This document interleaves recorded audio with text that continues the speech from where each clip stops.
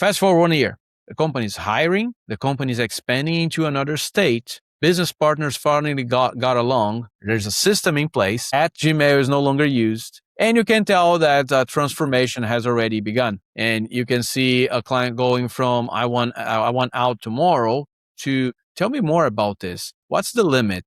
You should be working right now from day one on getting your business ready for a transition. 100% of business owners are going to go through a transition at some point in the business. They're better off prepared and having options on the table. Well, we're here with Rafael Pinho. Tell us why you do what you do, and a little bit about yourself. I do what I do because I love to help business owners realize the value of their hard work as opposed to just leaving anything on the table, which happens every day. And it's a shame in America. What's the biggest mistake you see in your profession that business owners make? Biggest mistake is don't start working in a transition today. Always deferring, always thinking, I don't need this right now. I tend to refer it as is that life insurance behavior. I don't need this right now. I'm healthy. Well, you don't need it until you do. So it's like fire insurance. Yeah, exactly. So you should be working right now from day one on getting your business ready for a transition, which normally leads me to another unfortunate but true statement. 100% of business owners are going to go through a transition at some point in the business. They're going to exit their business, want them or not. So they're better off prepared and having options on the table. You know, I believe there's a powerful arc here. Things start with strategy. From strategy, you develop value. From developing that value, you develop options that what you can do in the business. So, which means you have the optionality to choose what you want to do, as opposed to have someone choose for you. And if you reach that point, almost certainly there's going to be a legacy situation. When you say you guys come in. And when you say working on your business, why don't you be very graphic and very simple in terms of draw us a roadmap as to what you mean by working on your business to make sure that you can do the transition smoothly? Absolutely. I don't believe in cookie cutter formulas, but there are some traits that are similar to most business we look at. Client concentration, owner dependence, everything depends on me or my sign off or my decisions. And I'm the bottleneck really for the growth, even though I normally don't see it. I mean, when I say I'm talking like a business owner. Yes. And another one that is very common is, besides, I don't have anything documented. I just train everybody as they come and they please, and I don't have processes. I don't have systems. Everything leaves on my personal, because it's more of a personal laptop than a corporate one. If this would be a corporate one, there would be a clear separation between personal and business. There will be security and high tech and an MSP on the background. So my cell phone, another very common. My personal phone is my business phone. I've told business owners time and again, if that's the case, when time comes, you're losing your phone. Oh, but that phone has been with me for 20 years. I don't care. An investor is going to look at this and say, that's where the calls come in that bring the revenue. That's a company asset. I need it. Otherwise, it's going to make a dent on the value of your business. So those are very common things, and you see it time and again. I was going to summarize that. It almost sounds like you're saying an awful lot of business owners have a hobby rather than a business, and they run it like a hobby instead of a business. I would build on that.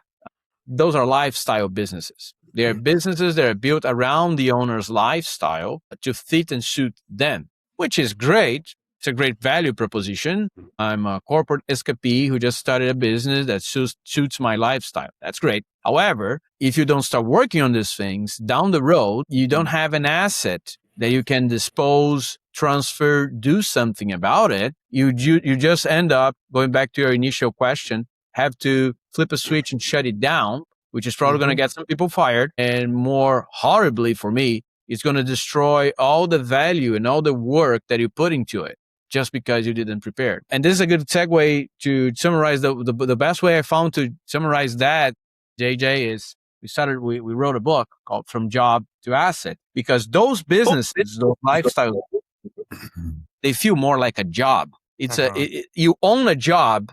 You don't own a business. Where can they find a copy of your book, Ralph? August is going to be in Amazon. So it's going to be on Amazon, both Audible, Kindle, and paperback. Wonderful. And since when I looked at it was backwards in terms of the title of the book, Tell us the name of that book again, please. From Job to Asset. And define what you mean by that. Well, again, these businesses, most of them, they are like I own a job. I don't own an asset. And the reason, and you guys are in the wealth planning world, you know what I'm talking about. Imagine the situation where your client's biggest asset, where all the wealth that he's created is trapped into, in a sense, is his black box. We don't know how much it's worth. We don't know what's the real cash flow generation capacity to start saving and prepping for the future. We don't know any of that. And the reason why we don't know any of that is because it's just a job. It's not an asset. If it would behave like a real business that has market value, you would be predictable. You would be growing in a very healthy way. It would have all the systems, the processes. It would avoid risk concentration, either in the form of owner dependency or client concentration. You would check all those boxes, which are exactly the boxes that an investor or an investor-minded individual would look to check as they evaluate a business. So the first question you have to start asking yourself and having an honest answer is, how much is my business actually worth? That's normally where my work starts with our clients. And why don't you tell us a happy story, since you've already pointed out all the snakes in the basket? I have a very happy story to share. This one client's been with us for a year. I'll try to, and it's all under NDA, so I cannot say names here, but it all starts with, I'm done. I need evaluation because I need to sell this. I'm having health issues. I'm already in my 60s, and we were retained to just do evaluation. This is the first hard conversation. You have a thriving business that has cash flow, but it's actually worth zero. Client goes, what? Like, well, remember I asked you for your operating agreement. He said, yes, which I didn't understand. I thought you guys were all about numbers. I'm like, yeah, but I'm thinking like an investor. And the first thing an investor want to look at is that operating agreement. Your operating agreement, which by the way was LegalZoom, is going to get you in so much trouble. It's detracting the value of the business so much. It's worth zero now, because you cannot sell a business like that. You cannot exit. You cannot do any of the things with that. I didn't know that. Yeah. So let's start working there. And then let's start working on the fact that you're working 24/7 on call on your phone, the personal, and you're still using Gmail, which also doesn't work. So let's become an institution. Okay. To make it worse, you asked me for a happy story, but I have to start with the sad part. Partners they had a partner. He had a partner, and this business wasn't functioning well in terms of that relationship, which was a shame. Fast forward 1 year, the company's hiring, the company's expanding into another state, from Texas now going on to Florida. Business partners finally got along. We now have quarterly shareholder meetings where information is disseminated in a very transparent fashion. And one of the partners who felt left behind, I don't know what's happening, now feels fully informed. And hiring, I'm actually this morning just helping them finalize or hiring the second person to start offloading all that good work, the day-to-day work. There's a system in place. Gmail is no longer used. And you can tell that transformation has already begun. And you can see a client going from, I want out tomorrow, to tell me more about this. What's the limit? Where can we go here? I actually know a lot of other business owners in my space would love to see something like this. Maybe we can we franchise this? I'm like, no, we're not franchising this, but we can grow it. I was like, okay, that transformation is the happy ending, JJ. That transformation is amazing. Seeing someone that was so feeling down really about the produce of 15 years of work, just feeling proud for what they're doing now. It's amazing. That speaks volumes. And I don't even care how much more valuable it is, because I know already, but as a matter of fact, that is multiple times worth more than it was before. Having systems and procedures, absolutely positively square one to get started. Remember years ago, my first indoor job at Lone Star Gas Company, the first thing I did was interview everybody and find out what do you guys do, and wrote job descriptions. And even though the company had been in business since the earth cooled, they had no job descriptions. And I thought, I don't know much, but I'm lost at hello when I'm talking to you people. So, and I found that's a real common problem. Have you also found that job descriptions are absent in a lot of places. By all means. I used to be a CFO for a business, and I'm talking 2,500 employees that didn't do that. I mean, it was implemented throughout the journey, not by me, obviously by our HR director, but yeah, it was completely transformational because now it would open jobs with the usual job descriptions that people just type in to see who applies, right? There wasn't a full process on, okay, what's this job's going to be? What's problems it's going to solve? What type of person is better to? So we started having those, and it was amazing. Bianca Doria, my colleague at the time, implemented it with a high degree of success because now we had a process. And it all started with we're hiring and then firing. Our turnover is great. Why is that? Well, the reason is you're hiring wrong because you don't put in the work to define the best way and the job description and all the things attached to do that hiring. And that's a good segue into another very common problem. Whenever that business owner gets to a point where you need to be hiring, because now hiring is a part of this growth, I can see a lot of resistance. No, I like it being all on me. I don't like to manage people. I don't like any of that. And let's go back to lifestyle businesses. There's a reason why not every company is Apple or AT&T. They're not because they don't want to have all that leadership stuff. That it takes a lot of time. It takes a lot of energy and effort, right? So we got to tell them, yeah, you probably don't trust hiring people because you've been burned before. And the reason you're being burned before is not because of people, it's because you don't have a hiring process. So let's be honest about it. Let's keep ourselves accountable for, did we do our own homework in the hiring? Because if you do, then things are going to work. I assure you, or most often than not, things are going to work. JJ and his family are fabulous bakers. JJ, what would it be like if you just put all the ingredients on the counter and had no recipe? Well, the fun part of that is every once in a while, one of my kids that will comment on wanting to make something and just kind of like throw an ingredient out there. You're like, you can't just put lemon in something and just see how it turns out. So we get to have those conversations with Especially him. when you have milk and they process.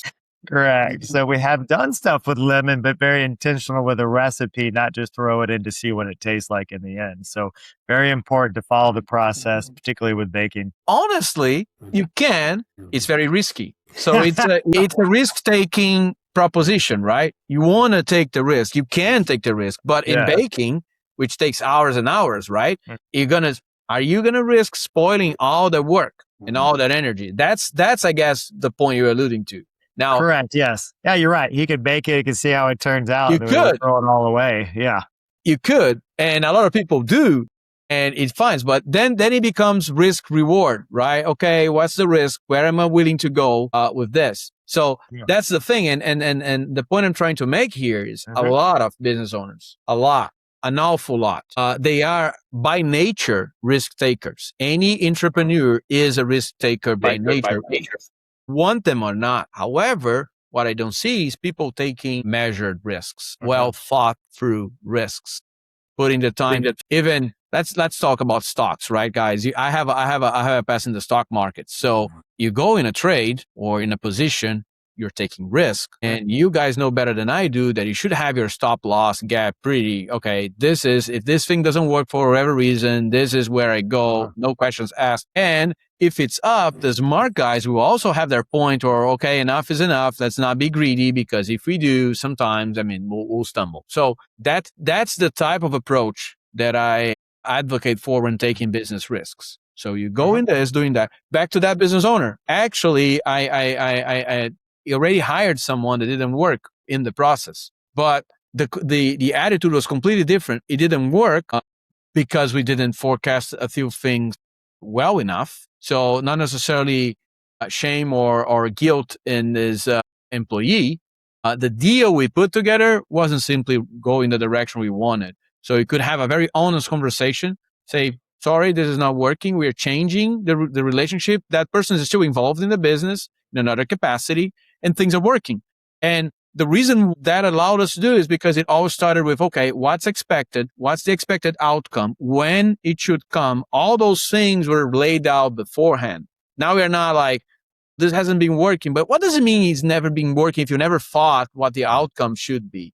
You never forecasted those things. So that's the mindset shift that we are trying to instill in our clients and our business owners. So it goes back to what Coach Saban said years ago: make sure you have the right people on the bus in the right seats. Yes, yes. Which in very small businesses is always going to be about personality. So you gotta find the right personality for the right seats. I want to be careful here because I don't believe there is like your personality is a chasm that will say you are now going to do just this type of thing because your personality is that. I think that's the wrong way of working with that. However, I'm not going to have an introvert talk about sales. Just I'm giving the silliest possible example, right? I'm never going to have a super extrovert having to do analytical work and so on and so forth. To a point where, going back to my previous executive role, we had something that was amazing, and I always tell my clients to try and do it. If you are talking about anywhere more than 5 people, you should have a personality manual. What was that? In that business, for all the management roles, from junior manager and above, all the way to C-level, we had this book that was in the bullpen, available to anyone they could open. That had a personality mapping for each executive. The purpose of that, the idea behind it was, I'm meeting JJ. How should I prepare for a meeting with JJ? Because I know me, and I know that I'm a talker. But then I opened the book. No, JJ doesn't like talkers. JJ is visual. He'll like a 3-slide deck. All right. Now I know how I will communicate to that person. So I normally say that personality is like glasses. The lenses change the way you see things. So if I'm able to I'm now seeing the world through JJ's glasses and lenses, and they are yellow. Okay, if the word is yellow for JJ, let me adapt things to yellow as opposed to some other thing. So it's such an amazing transformation when you start managing, not based on what I think and my own ego and personality, but I start to modulate for the receiver. It changes things dramatically. Plus, you're fortunate enough to speak more than one language, which is a unique capability in every marketplace. Therefore, you grew up in another part of the world. Therefore, you have a different perspective than an awful lot of people in this part of the world. I personally grew up in northern New Jersey, very close to New York City. So lots of wit, lots of direct whatever. And as JJ, kids have inherited walking way faster than normal Texans walk. Correct. They get accused of that by their friends, which is spectacular. Rafael, what is one thing that people misunderstand about your profession? It's very common because I'm always talking about preparing and acting and all that. People think that this is transactional, and this is not transaction. It's absolutely relational. We have to develop a very deep connection and understanding to the people we serve, because we are dealing with deeply important issues for them. Sometimes I say that sometimes it's issues that are not even brought home to discuss with their spouses. So we got to have that board level discussion where everything can be said behind closed doors in trust and confidence, right? Versus, you're just looking for the next transaction and you're looking for the next exit. Nope, that's not what we're doing. We will, though, tell people all the time, manage the business as if, for whatever reason, unexpected, you might have to sell tomorrow. And the reason I say this is, you manage it like that, you'd be good. I'll summarize that with an example. We normally fix our homes and get them all nice and tidy when we're about to sell them, right? Oh, I'm selling in 3 months. Then you start, taking more care about maintenance and all the good stuff because you want to look good when the moment comes. Why don't we do that with businesses?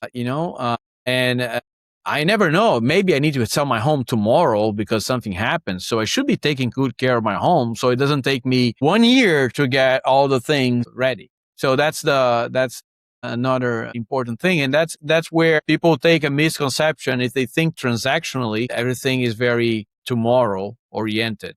And although I will preach, yes, think as if it will happen tomorrow, that will benefit in the long-term view, which is where I think the mandate should be. thinking of the long term. It's a good parallel to health as well, which is something that we emphasize with our clients and other people in conversation is that's a day after day habit that you formed with your eating, with your exercise, with your other activities. Isn't a just, I'm going to make up for that 20 years from now. That doesn't work.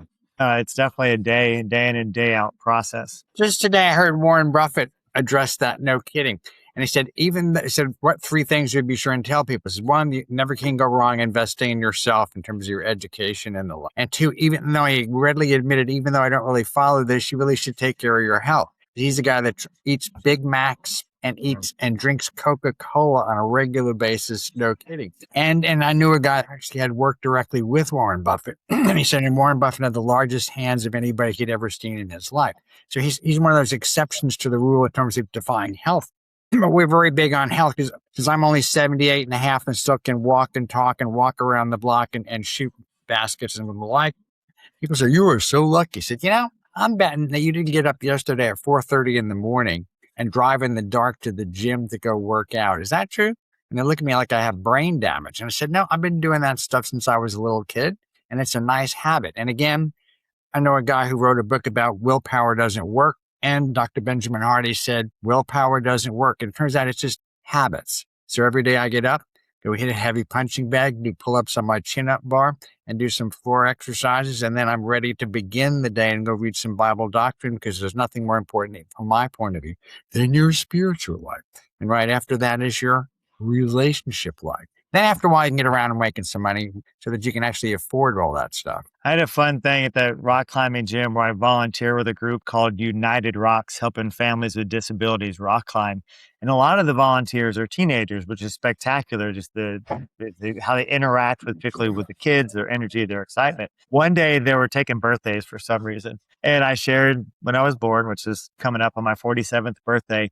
And literally the young lady just stared off in the distance for no less than 10 seconds. It could have been 20 seconds. And she finally looked up at me and goes, you're like my parents' age. It was this spectacular. I'm like, yes, I am. It was a spectacular moment. And then another kid commented about what shape I was in versus what shape his dad was in. So it's definitely, I have a good example. And John, I enjoy the way I feel and I enjoy exercise, particularly rock climbing, some other activities. So it's important for the daily habits. I can clearly see in both of you how you take good care of your health. It's funny that we got to that topic. I obviously subscribe to the same rules, JJ. So, tell us about F3. It's a good opportunity if you weren't already going to do that. I'm going to get to that.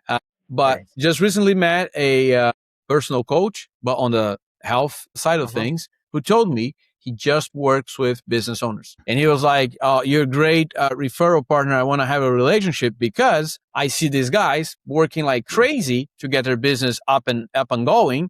But then when they're finally done and they made all the money, their health is gone. So I tried to help them with that. But then he understood what we do. And he was like, oh, so there's always a business side to that, to keeping a healthy relationship with your business that will all, compound as we work on both ends. I'm like, absolutely. And to piggyback out of that, yes, as soon as I came to America, I met and instantaneously fall in love with a thing called F3. F3 is a national movement called, it's basically 3 Fs, fitness, fellowship, and faith. So it starts with the fitness. It becomes a fellowship. I have friends, real dear friends I met through working out and sweating 5:30 in the morning in a parking lot. There's no better way to start friendships than doing hard things together. So that's what F3 instills and does. And it's an amazing movement. It's nationwide. If anyone listening is curious, they have one of those little tools. You can put a zip code, and I bet you're going to find a place because there are 5,000 places across America. F3nation.com is the way to go. And again, it's transformational. It has transformed my life and has transformed the life. It has amazed me how many clients I've had over the years that say, we're going to boot camp. I said, I already went to boot camp in Fort Polk, Louisiana back in 1971 during the Vietnam War, and it was a hoot and a holler. And in fact, at that time, but I had trained like crazy before I went in there because I rode my bike for 20 miles a day and put weights in my bike and did all kinds of stuff because I wanted and studied every ever been fought in the history of battles and every weapon that had been designed, because I do a lot of research. However, I find normal people will do a boot camp as if they're suddenly rejoining their lives. And in a short period of time, they get really tired of the parking lots, what they do to their hands because they don't have the proper gloves, and they get skin knees, and then suddenly they go back to the donut shop.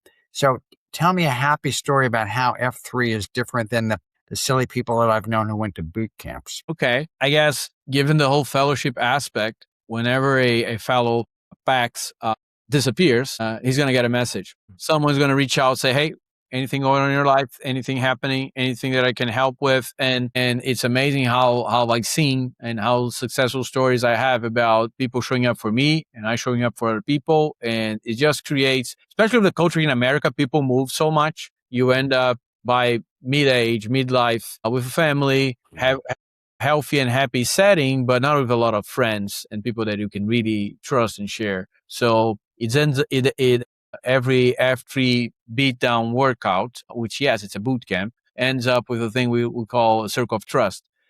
F3 is not faith-based, but faith in the F3 sense of it is believing something bigger than yourself. And this is Texas, so it always ends up in prayer.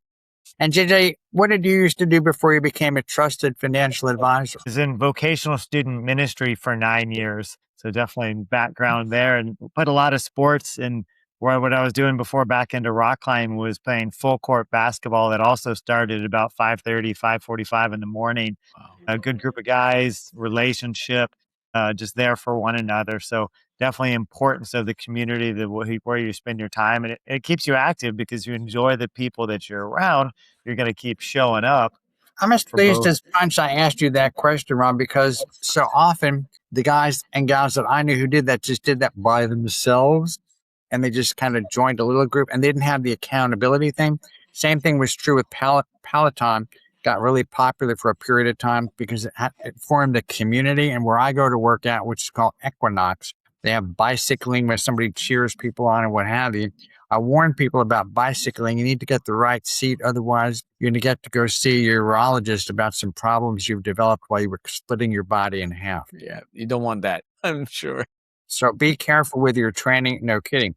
So in terms of, have you ever been approached by someone who wanted to have you help them, but they were so far close to the cliff, there was no way they could get there from here, and you just advised them to take care of themselves, shut it down, and go on down and enjoy the rest of their lives? Yes, and it breaks my heart, but it has helped. It has happened. We had situations where this is way past beyond we could do anything, and specifics of the situation where, yep, you have to call a business broker and you just going to do a transaction best you can, if a transaction can even be done, because more than 2/3 of the business that are for sale never transact. And there's a reason. But yes, we have come to that. I also have come to the situation where a business owner waited until it was way past beyond prime time, and a business that was built 100% around this extremely intelligent gentleman. He was in actually business consulting. You wouldn't believe the roster of clients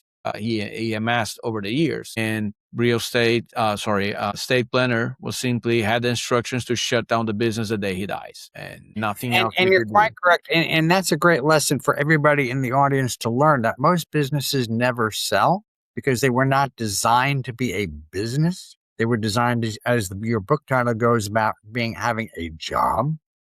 And personally, since I've done long-term planning since I was a little kid, and I'm not making that up, I was in the Sea Scouts doing projections when I was 15 years of age. So you're just born that way. Sorry, I wanted to be a novelist instead, but couldn't stand the rejection associated with writing a novel, or 3 of them, and just getting a mimeograph thing saying, thanks very much, and thanks for sending us the self-addressed envelope to take the manuscript back. But in terms of long-term planning, how do financial advisors fit in your equation in terms of helping folks when they sell a business? All the way. It normally starts with, okay, I go and ask, do you have a financial advisor? It's part of my onboarding process.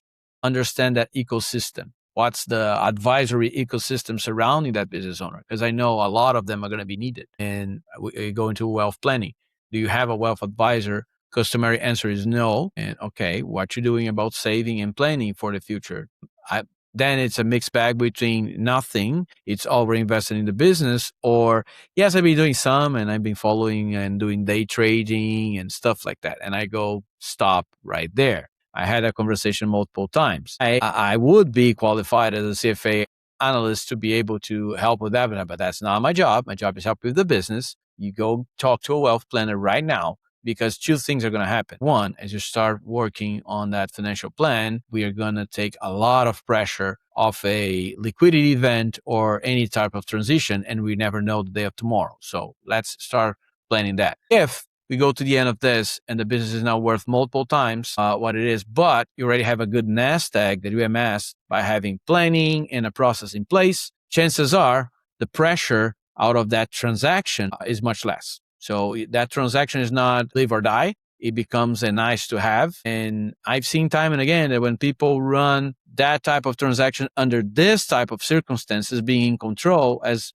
it's a nice to have, they are more relaxed. And as they relax and the tension is less off, guess what? They normally get more for the business because now they're in a position to make choices as opposed to be, and they run the process as opposed to be run by it. So what you guys do is integral to the whole process. It's amazing. And I'll go back to, if I have that partner in a wealth planner, one of the things I'm going to tell you, you gotta figure out in the tax planning aspect of things that this is going to happen at some point, and let's prepare for that. And now you know how much this asset is worth in the overall scheme of things. And if I would be in that guy's role, I would say, okay, now I know that this individual has a very illiquid asset, which is disproportional.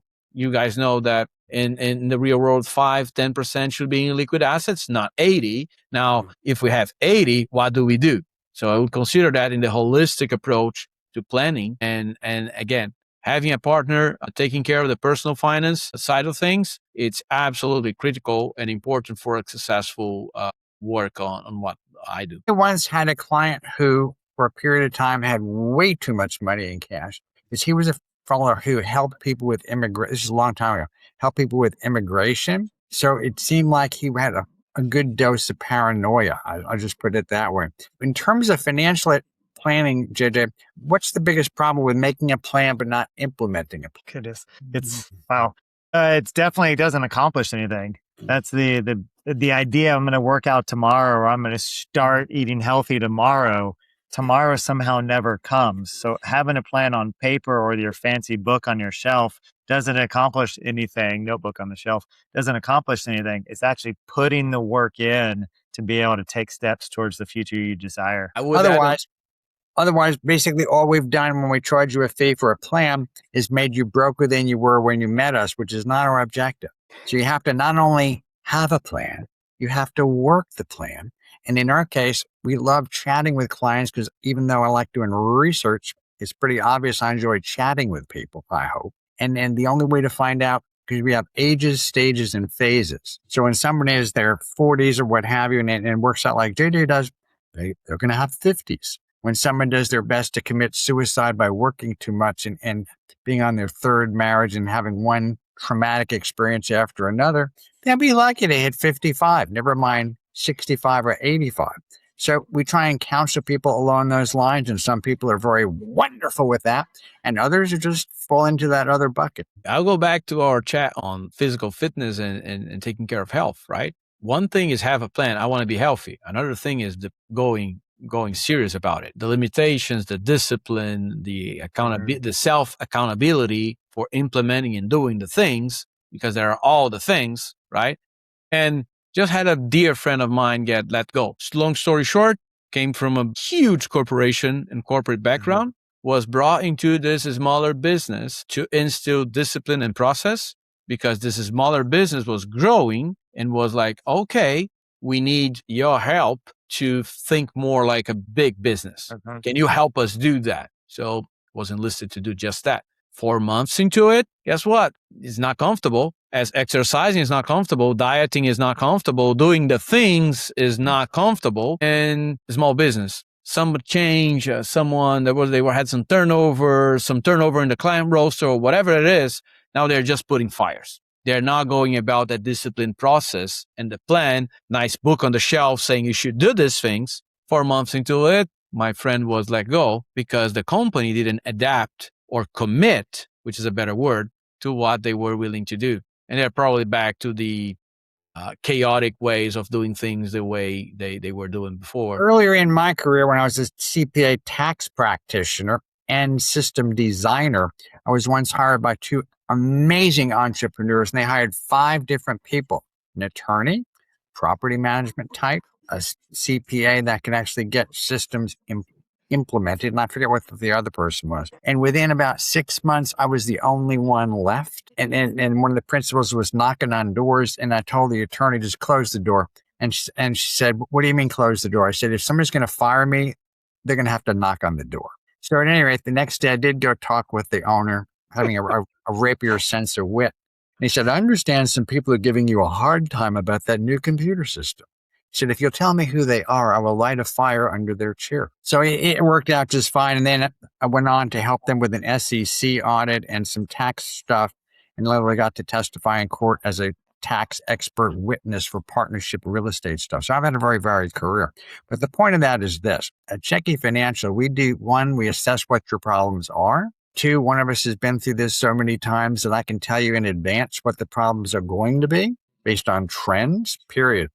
And 2, if you are, what is that favorite phrase that we have, Judge? The question, are you coachable? Oh, yes, definitely. And if you're coachable, we can help you. If you're not coachable, all we can say is it's going to be a very short conversation. We have the same. I normally say it's a mindset thing, just another word for coachable, which is, honestly, it doesn't matter if your business is 5, 10, or $50 million in size and revenue. If the mindset is not right, you're not going to build the value that you need to build the, again, strategy, value, options, and then legacy. You're not going to go through the process because it's a mindset thing, right? It's, are you willing to take advice? Are you willing to do the things? Because they are going to be uncomfortable. There are going to be tough love conversations at times because, business is not linear. So, Rafael, in addition to helping people with their businesses, I heard you and JJ talking about a particular coffee brand. Do you want to tell us a little bit about some of the other businesses you were running also? Absolutely.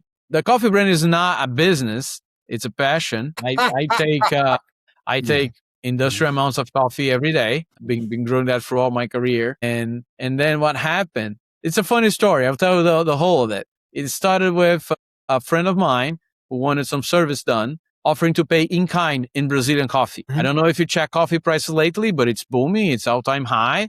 And when that happened, which is now like 2 years ago, we were like, okay, maybe there's something in that. Obviously, not a good idea to import a ton of coffee into America and then figure out what to do with it.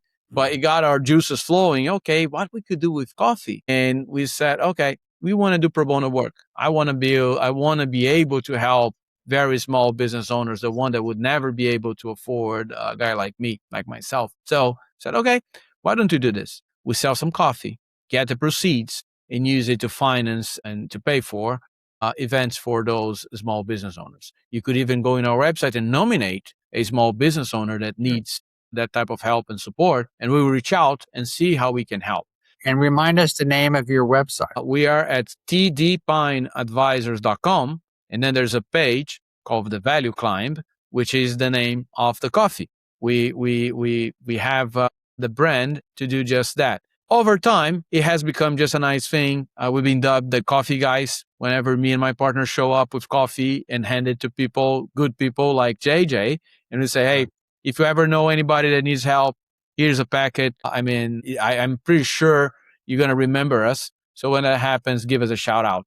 And that's what's become. Because honestly, I think just my dad, my mom, and a couple of other people actually bought coffee. You don't go on a consulting company website to buy coffee, I guess. That part of the idea didn't pan out the way we expected. This is business. But anyway, we still love the coffee. I love to share the love of coffee with people. And JJ, what part does coffee play in your household?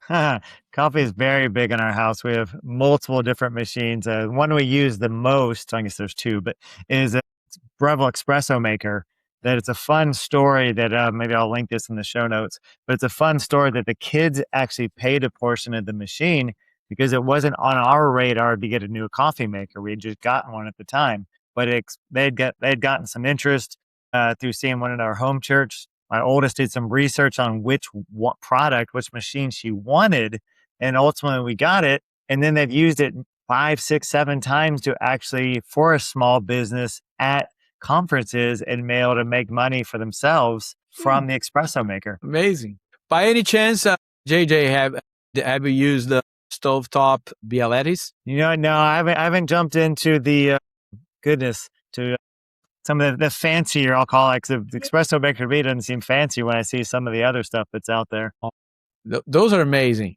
You should try them. I use back in Brazil, used to have one, and that was our day-to-day thing. Then here I got lazy. I got a machine and been using the machine. The biggest problem that I have with coffee is a million years ago, my parents had this thing was a coffee pot on the bottom and a big pot of water on top, and it would boil and then somehow magically, from my point of view, brew.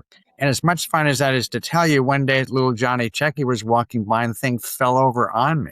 So I had a very memorable scalding experience with that particular implement. It didn't traumatize me, but it did get my undivided attention when it came to boiling water and how to avoid that at all costs.